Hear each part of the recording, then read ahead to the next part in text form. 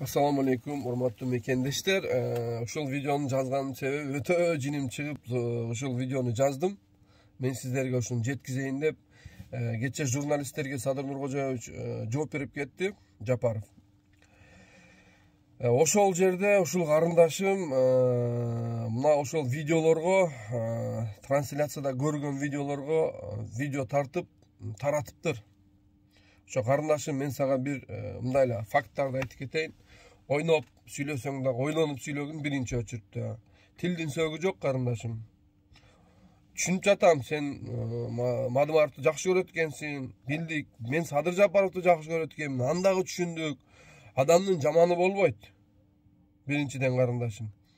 Экинчиден урматтуу кыргыз элим ушул сөздү баары билип алсынчы, мындай бүзүп килип эле, көрүп эле келатат бардыгычы. Садыр Нуркожоевич келгенден бери порядка болду, биринчи очурт. Жолдор оңдолду, экинчи очурт. Мыйзам чегинде көп нерселер өзгөрдү, үчүнчү очурт. Мына карындашым айтып кетти, чек ара жөнүндө. Бу чек ара сага бу үйүңүн коргону эмес да карындашым. Бу Садыр Нуркожоевич чече турган же ташыйып барып туруп эле болду жап же тажиктер мындай кылса чече турган нерсе эмес. Бул жерде ответственность деген нерсе бар. Жоопкерчилик, кыргызча айтканда карындашым. Бул сага малкананын коргону эмес, мындай айтканда. Бир ойлонуп иш кылсаңар жакшы болот эле. Садыр Нуркожоевич бир подпись менен эле чечип коет ал нерсени. Бул жерде мировая конституция бар. Бул конституцияга карап туруп иш кылат да. Анан экинчи очурт, сен Мадымаров андай экен, каркырай экен, мындай экен деп атасың карындашым.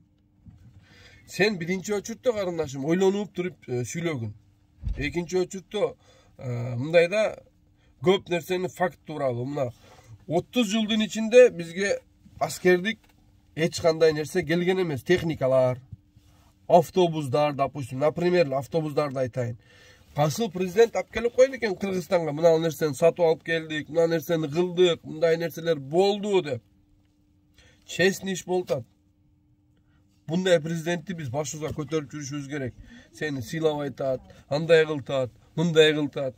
Андай сөздөрүңөрдү койгула. Тилим бар деп эле сүйлөй бербегиле. Урматтуу мекендештер.